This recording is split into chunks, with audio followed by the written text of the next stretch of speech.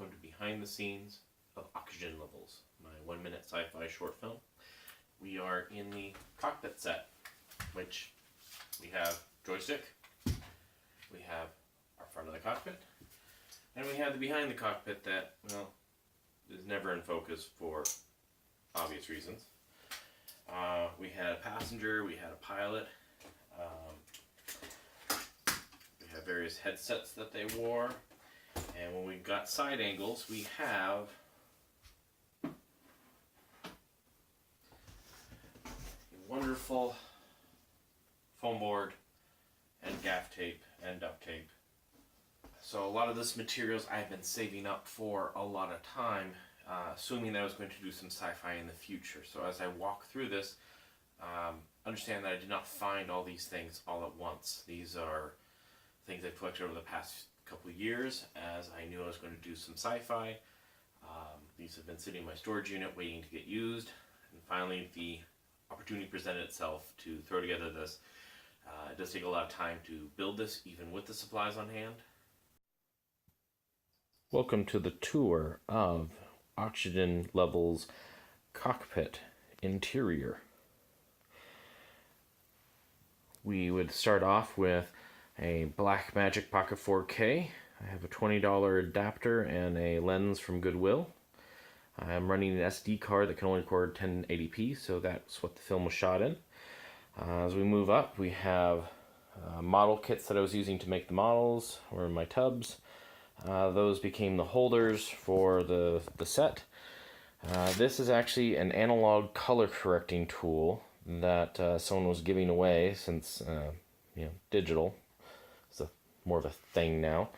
I piped a VCR or DVD into the back as best I could to try to get some different signals outputted on these. I only outputted to one of them. As we get to the cockpit, which I'm very, very happy with, this came from, it's a Honda. This was a motorcycle piece I picked up at a yard sale for $10. Very excited to finally get to use it for the intended purpose of a spaceship cockpit. We have our joystick, old computer gaming joystick that we attached a PVC pipe with some tape. Worked out great. We have a Graflex for, I'm a big Star Wars nut. Speaking of Star Wars nuts, here is an original airline reading light that was used on R2-D2 and the X-Wing and the Millennium Falcon. Very happy to have that.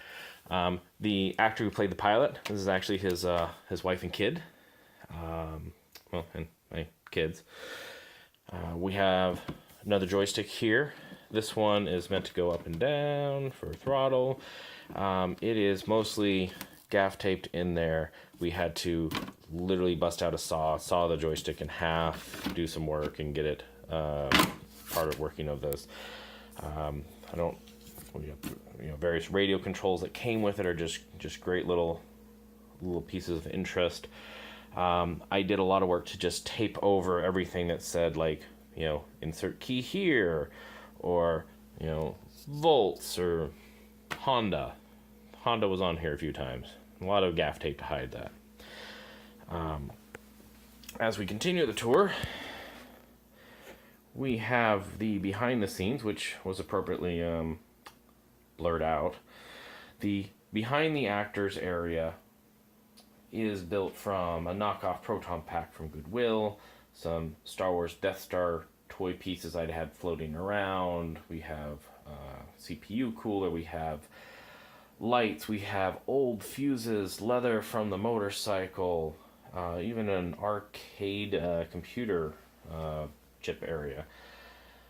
This was never meant to be in focus. It was always meant to be blurred out. I just needed shapes and something to be behind the actors, so it wasn't complete black set. We have the passenger chair. We have the pilot chair, which fortunately do not show in the film. We have a portable foam board black wall that we're able to put anywhere along the sides to say hide my wife's craft table area. We didn't need that inside of the cockpit. It felt like it would have been out of place.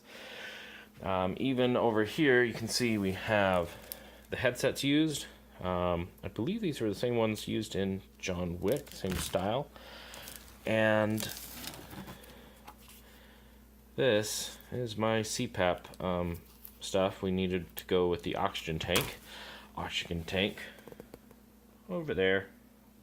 Came in handy for this particular shoot.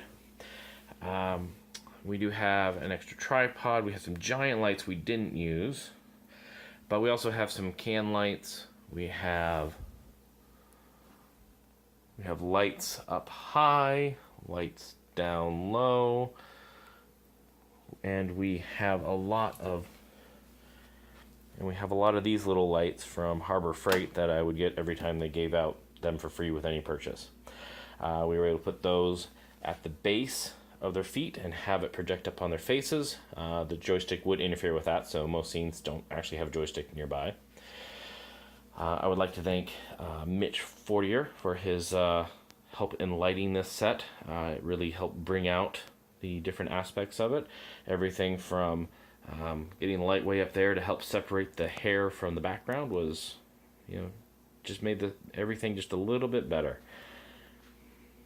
Up at top here, I've got my shot list that I was going through and checking off as we went through.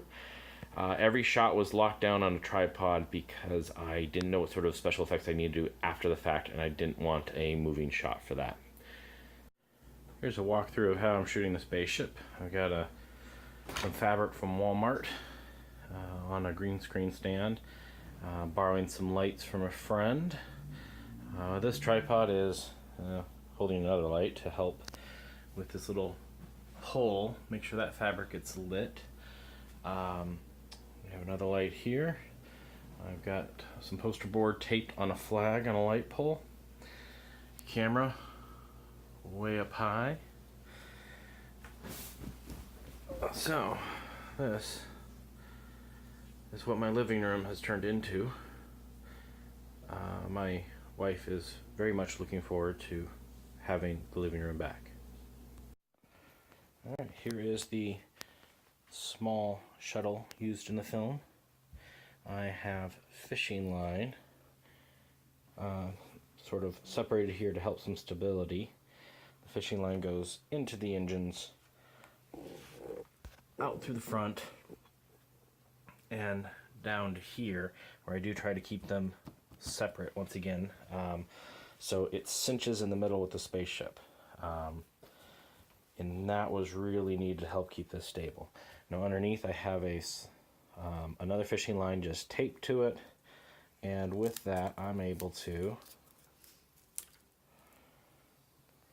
let the spaceship fly up and down through this, and this is all done in front of the screen that I'm using. And I got my Blackmagic Pocket 4K there, filming against this at ProRes HQ 1080p. So I don't know which frame rates to use and what speed, so I'm trying different frame rates, different shutter speeds, and then I'll see how it looks in Resolve and get it going from there.